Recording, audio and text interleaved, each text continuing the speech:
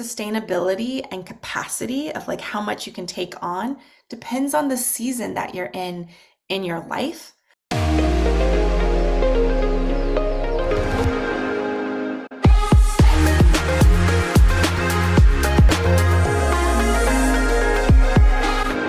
Welcome to Holistic Ambition, where we talk with visionary leaders who are redefining what it means to be ambitious. We cover ways you can live with more well-being, meaning, and fun in your career, business, and relationships. I'm your host, Stephanie Thoma, life coach for ambitious professionals and author of Confident Introvert. Today, we have Jada Sellner, the best-selling author, business coach, international keynote speaker, TEDx presenter, poet, and host of Lead with Love podcast. She's the author of She Builds, the anti-hustle guide to grow your business and nourish your life. She's also the co-author of the best-selling book, Simple Green Smoothies, where over 1 million people have embraced this simple and healthy habit.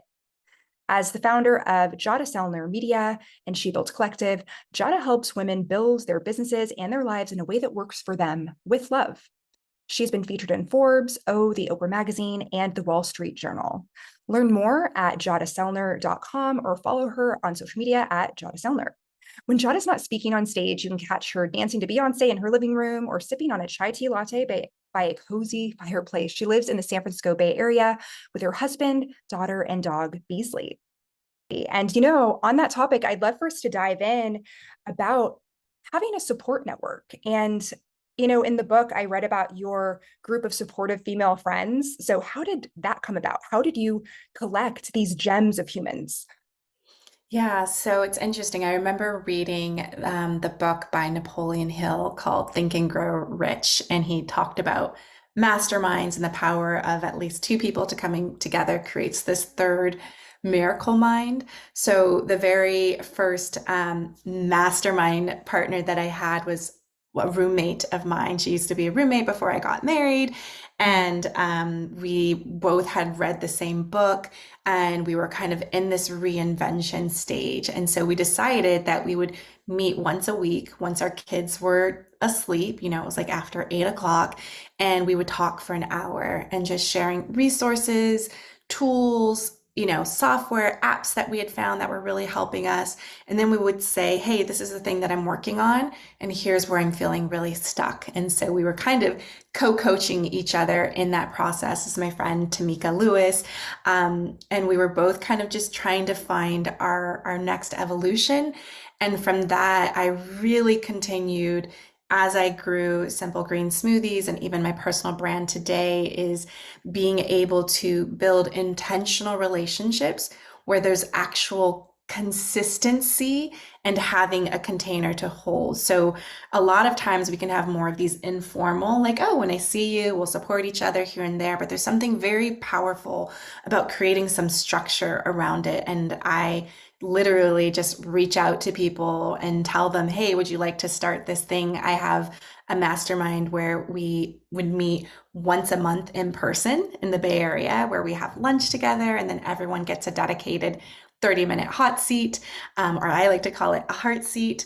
I have friends that we would go on annual trips together. So we usually, our kind of home base is Tulum, where we get together. Sometimes we've gone to Miami and Ojai.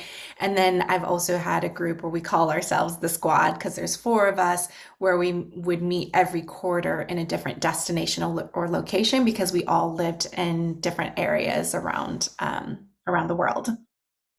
That's amazing. Oh my gosh. And, I love your focus on intentionality, and instead of a hot seat, a heart seat. And one of the key things that I noticed when reading your book, I could feel your heart. I was like, whoa, this is a very heart-centered individual.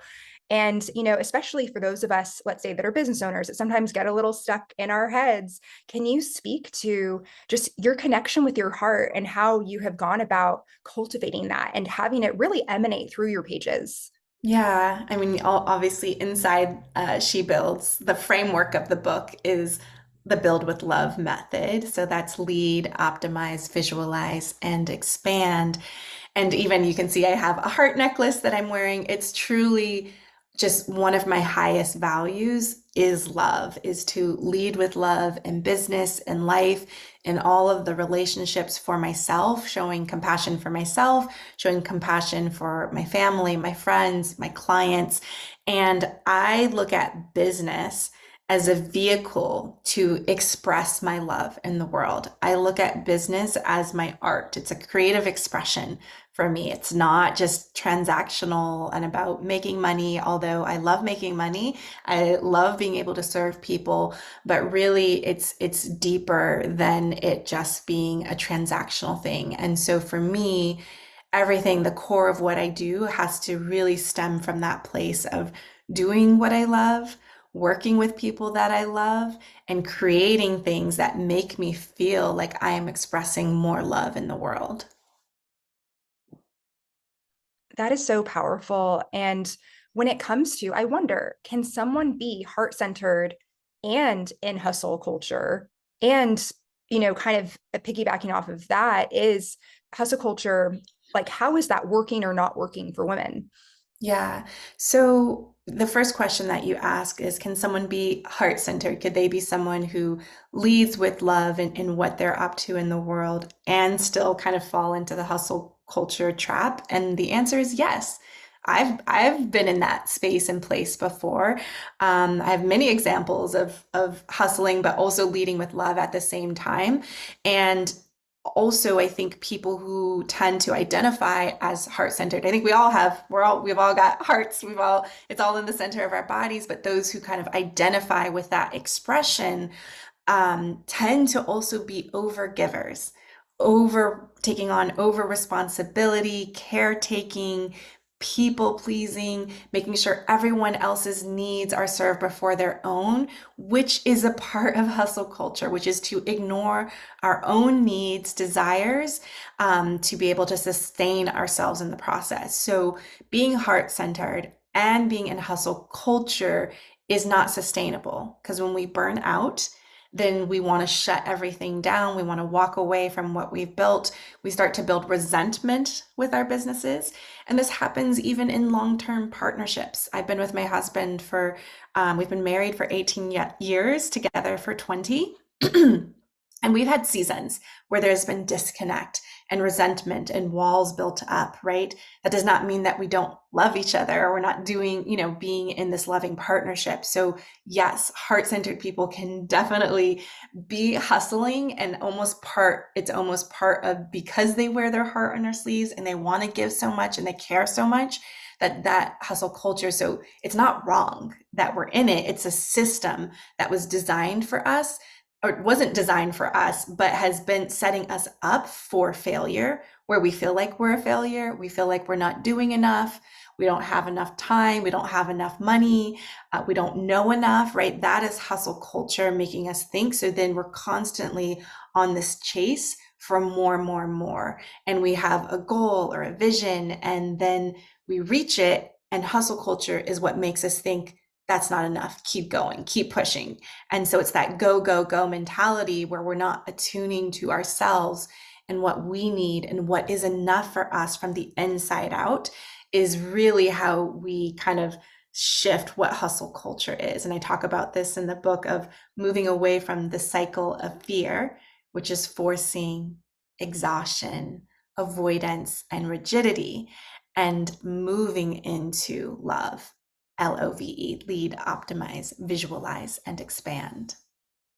That is so powerful because that's a reframe for anyone listening that says, "Oh no, like I'm very heart-centered. I'm living from my heart and I'm not into hustle culture." It's like people pleasing as a component of hustle culture where it's like, "Wait a second, that actually does take a lot of exertion and energy and effort." So I really appreciate you bringing up that point that it's not just all the super linear thinkers in the world. It's also the people that are really intentional about being in their heart space that can fall into that trap. And when it comes to women specifically, not being a good match for hustle culture, can you talk with us about that? Yeah, so I think if you've been socialized as female at birth and you have these external messages, everything is male dominated and it's works for some men, not even all men does it work for, because I've had men read my book and like, oh my gosh, this is a breath of fresh air. But for us as women who identify as female, who are expressing ourselves in that way, there is a different energy that we move through, that we flow through. And so there's a resistance of the way that we do productivity actually looks and feels differently than how a male body might do it, right? Like men have this 24-hour cycle. I see it in my husband. It's like he checks off his balance of to-dos of life, business, body, friendships. It's like it's a checklist every 24 hours. And for women who are trying to like keep up with the 5 a.m. club, check up all of these to-dos, it's actually very exhausting because we tend to flow in a more cyclical on a monthly basis versus a 24-hour basis. And so when we're kind of in, and especially, and not every woman is menstruating, but for those who are, then we have those cycles and seasons where we're kind of in a dip and we don't really want to hang out with anyone. We'd rather stay in our pajamas for a couple of days, right?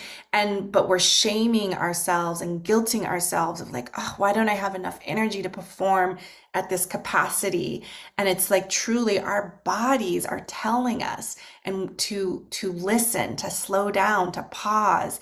We can't just be in go, go, go 24/7, but hustle culture makes us think that that is the right thing to do.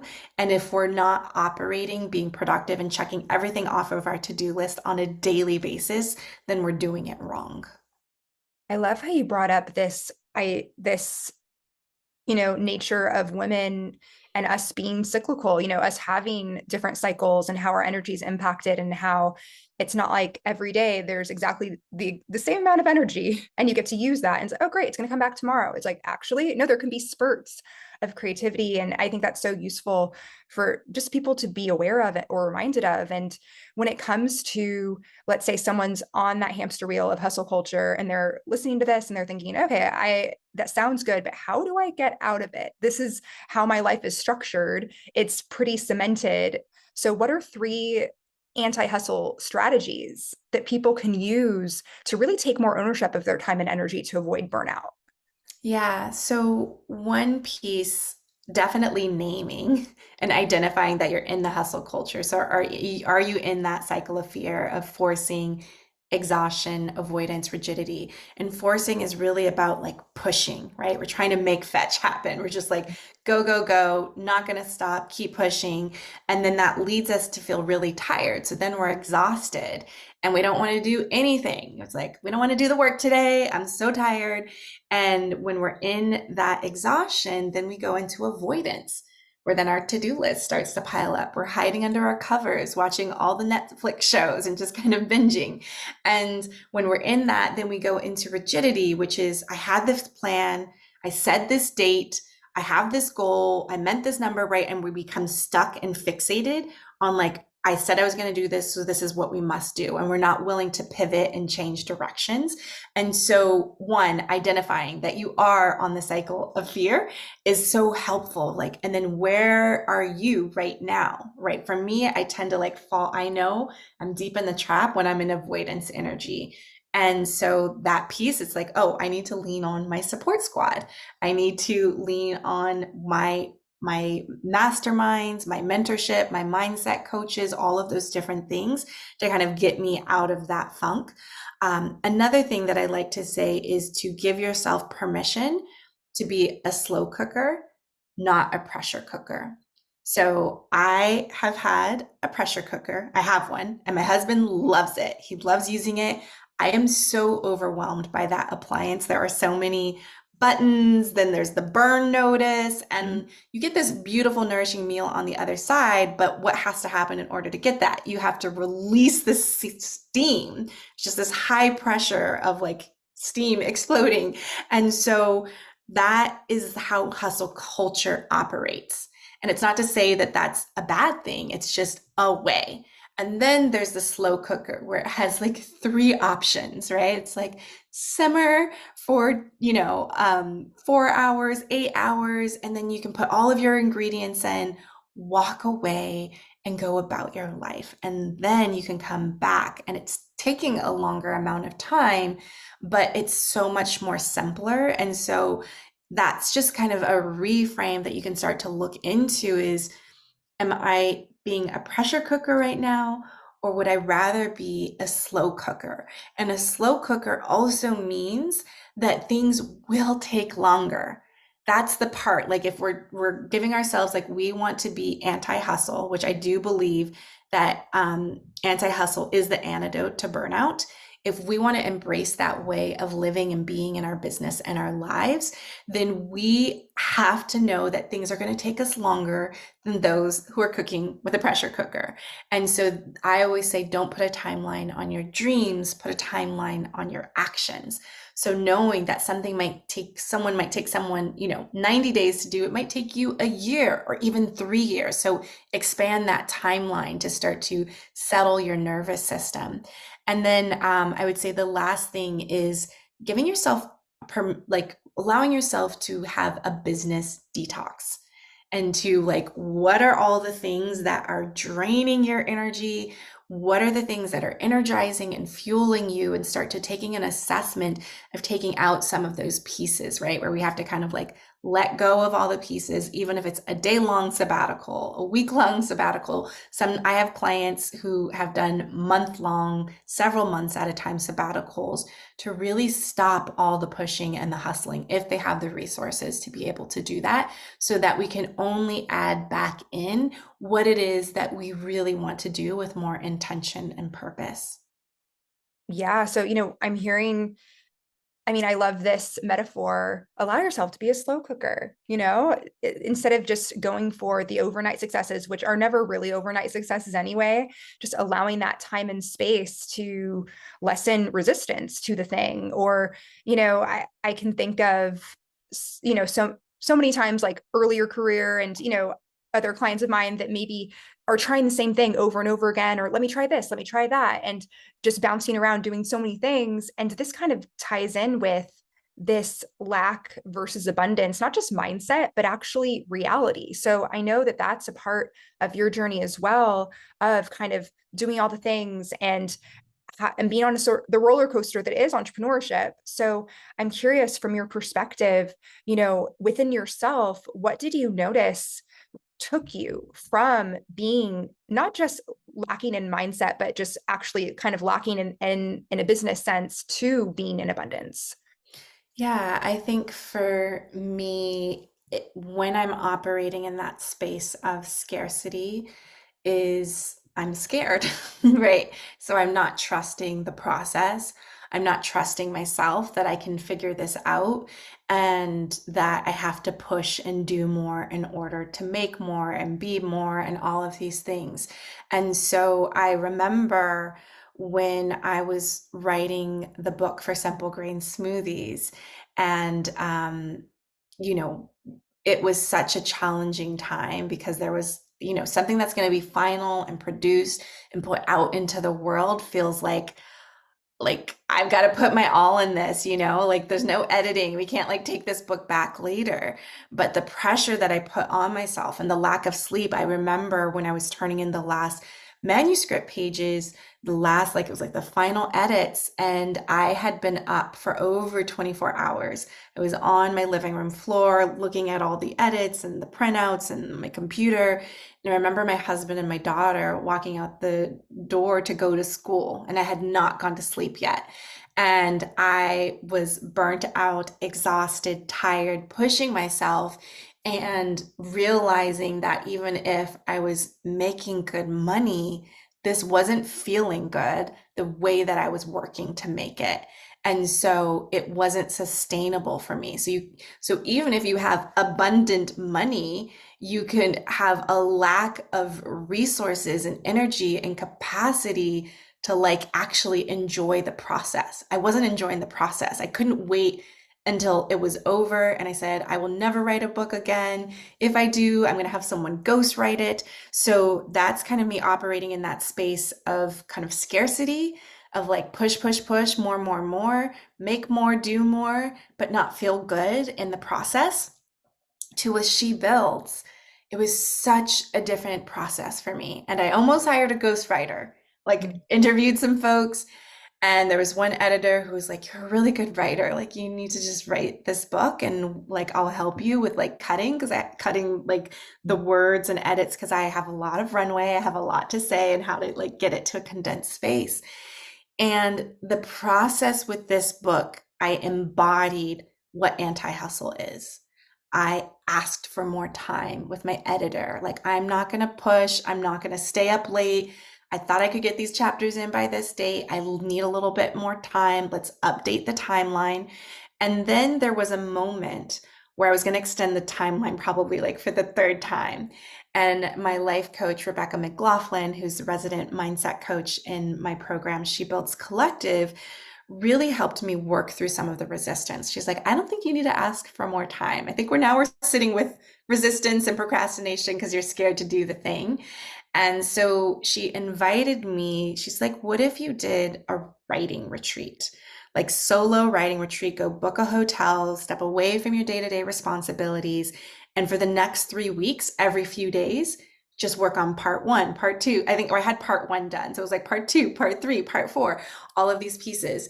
And so for the next 3 weeks, that's what I did. I basically had an amazing love affair, escapade with my book, and it was so nourishing. It was so fun. So I was kind of in this like push, like to push through the resistance, but it was so nourishing because I noticed for myself that I am an immersive creator. Like, I like to go all the way in, like just put my blinders on and move away.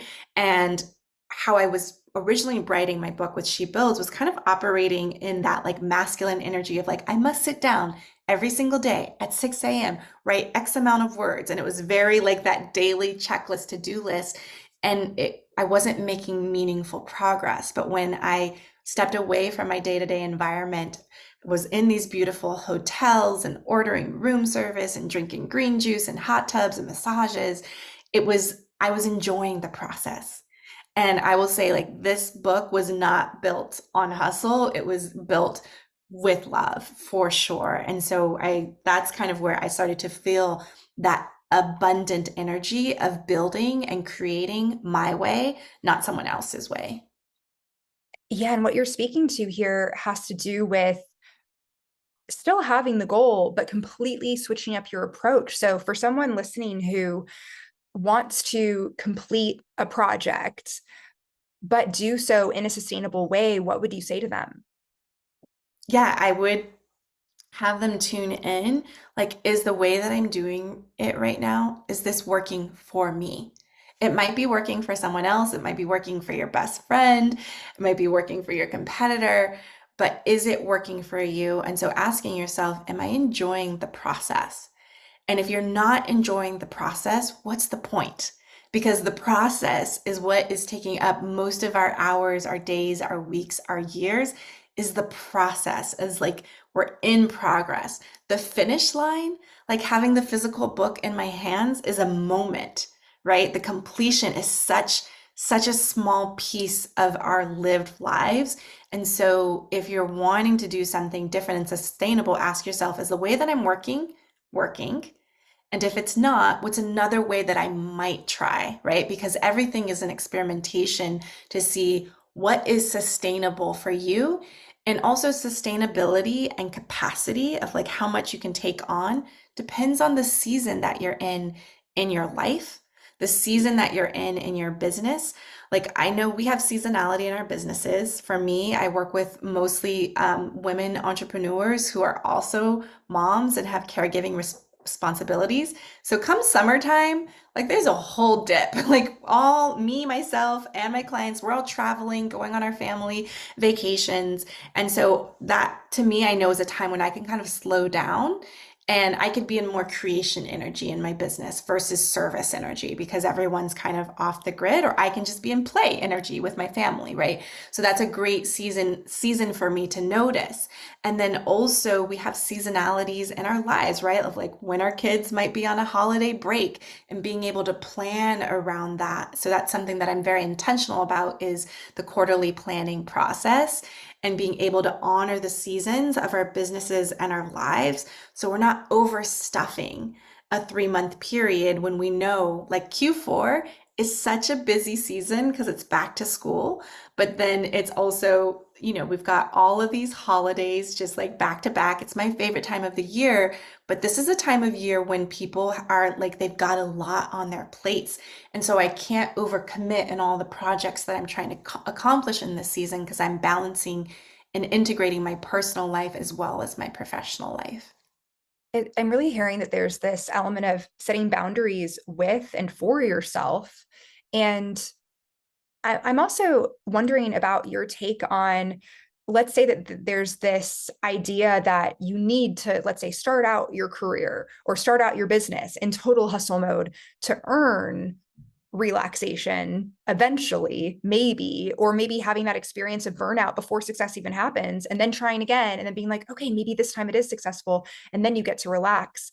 Can you speak to the idea of needing to pay your dues through hustling? Can someone start a business or start their career and actually attain success without having a period of hustle?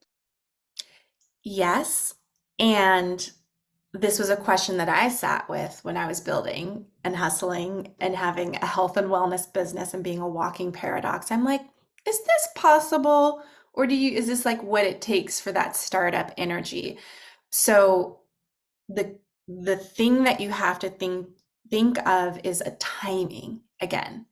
So there was actually an invitation where I kind of had to push. I had to hustle because my family's livelihood was on the line, right? So there's things that will push us and activate us into that, but it's being able to acknowledge that this isn't sustainable. It's not a hustle is not bad.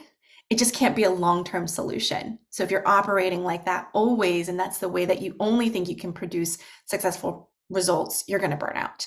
So if you want the rest, it's going to take you more time. And that's the part that people have a lot of tension and resistance with, is because they want the result yesterday.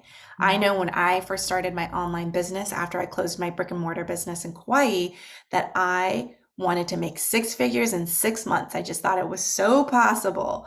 And it took 18 months. Like, you know what I mean? I had a kid at home. I only could work during nap times and bedtimes.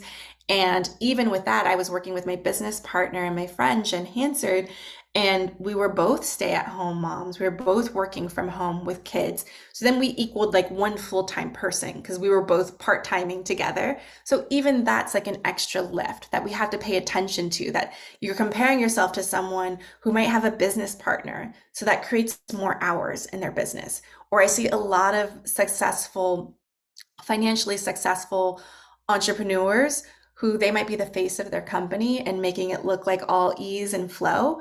And then their husbands or their partners are full time, like the tech person and doing this strategic Facebook ads and math behind this, all the things they don't want to do, right? So we have to be very conscious of who we're comparing ourselves to, who we're listening to as leaders, to be really honest and transparent about what it all took to get to where you are, and pay attention to that. So if you know you have less of those resources and support, it's going to take you that much longer to get there and to find other ways to sustain yourself financially. For me, I had two part-time jobs while I was building Simple Green Smoothies. I was a yoga receptionist, front desk receptionist, also watching the kids in the childcare area. And then I was also a VA for my husband's aunt, where I was making $15 an hour in both things. But I slowly released each part-time job as I was starting to build momentum in my business. And then when we did our first launch, it was like, I don't know, $8,000 in 7 days. I was like, okay, I can quit all my part-time jobs and like really invest in this business. So it's a very kind of a sacred dance of balancing of when you can start to let go of some of those external responsibilities and pour more time in, especially if you are a caregiver.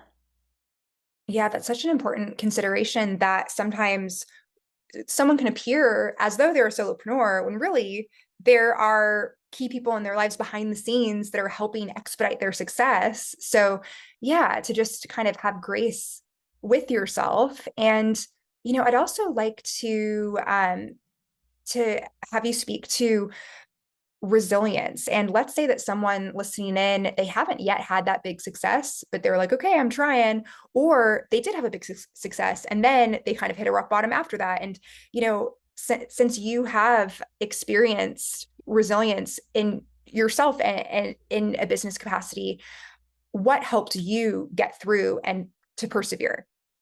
Yeah, I would definitely say vision, connecting to what it is that I really want, how I want my life and my business to look and feel. And I remember in 2011, my husband and I did a vision board with so much resistance. We had just closed down our brick and mortar business. We were living with my husband's parents. We like car breaking down, all the things. We just didn't have a lot of money. And I still encouraged us like we have to dream and get intentional about what it is that we want. And I remember writing, $30,000 a month, 15K for my business partner, 15K for me. And that's the thing, like that money happened, not just with planting the seed and the vision, but actually taking action on that happened in 18 months. And then I have written my future vision where I'm looking 3 years into the future. Where do I want to be? And I re-upgrade that vision every couple of years and kind of revisit. And I see how much that I've accomplished just by setting the intention and going back to it when I'm lost of like, wait, what is it that I want? Why am I feeling stuck? What's the bigger picture versus kind of just, where you can't see the forest from the trees, is stepping away and looking at what you really want and letting that be your compass. To me, that is where the resilience comes because I know what I want. And then I'm like, okay, I don't know how it's going to happen. Like, I don't even know what business is going to work. Those are the things. I had like strike one, strike two, strike three with the brick and mortar business, the parenting blog, and then it was the health and wellness business, Simple Green Smoothies, that actually took off. But I had been trying other things for so many years before that. So it's Simple Green Smoothies looks like an overnight success, but you don't see the traction of experience and resilience of trying different things on to see what was the right fit and the right match. And even that company wasn't quite right for me. Like I knew that I love in-person communities. So building an online community of 400,000 followers on Instagram and 355,000 email subscribers didn't light my soul up because I wanted to be intimate in person with people, which is what I'm doing today. I'm in my own creative studio where I host in-person workshops, business planning retreats where people can gather and I am living my vision. And it's like, it's just, to me, that's where the resilience comes from because I know the big picture of where I want to be a few years down the line. I just don't know the how or the when, but I know the what I want and I know why I want it. And that's what sustains me to keep trying and not give up. It's just like, all right, it might not be this business, but maybe it's something else because I'm trying to move towards this thing that I want to create. How beautiful to hold the vision. And now you literally have a physical representation that people can physically be in with you of that vision. So, you know, we could definitely talk so much more about so many more things, but I would love to begin to wind things down for our listeners and ask you how you define ambition. Yeah, so for me, ambition is really having like a big goal, a big dream, a big desire, and then doing what it takes to go after it. And then what does holistic ambition mean to you? To me, holistic ambition, for me, I kind of like to say cozy ambition. So Mm. it's actually kind of the polarity of wanting something really big, expansive, but also honoring your needs, embracing your pace in the process, and not looking at things as a siloed way of like just looking at business but actually integrated of like I have a life here. I have family, I have friends. So how do we integrate our lives and our careers in a way that work and support each other versus one canceling out the other, where you have an amazing, successful business, but you are feeling empty, drained, depleted in your own body and in your life and in your relationships. So you want to integrate where both can coexist and kind of collaborate together. I love that cozy ambition. It has a very visceral feel for it, like a warm sweater or something. So how can people stay connected with you, learn more about you, get your book? Yeah, if you go to jadasellner.com, I love it. Um, you will see all the things you can learn about She Builds Collective. I'm also on all the socials, mostly Instagram at Jada Sellner, Jada like Prada. And I would love to gift I know I've been talking about vision and how that's moved me through kind of the resilience of not to give up and keep trying. So I have a whole masterclass that can kind of guide you through the future vision prompts that I do. You'll also get a link to my own future vision that I wrote and also listen to the audio that I recorded for it. So if you go to shebuilds.com/vision, you can put in the code ambition and that will get you you'll be able to get it for free. So shebuilds.com/vision, put in the coupon code ambition, and that will give you the free gift. Oh my gosh, that is so generous. Thank you, Jada, so much and for your time today. And I'd like to thank everyone at home for watching, tuning in. Consider this your invitation to subscribe to be the very first person to know of the next holistic ambition speaker in our series. Thank you again, Jada, so much for your insights and your time today. Wishing everyone a heart-centered day. Until next time.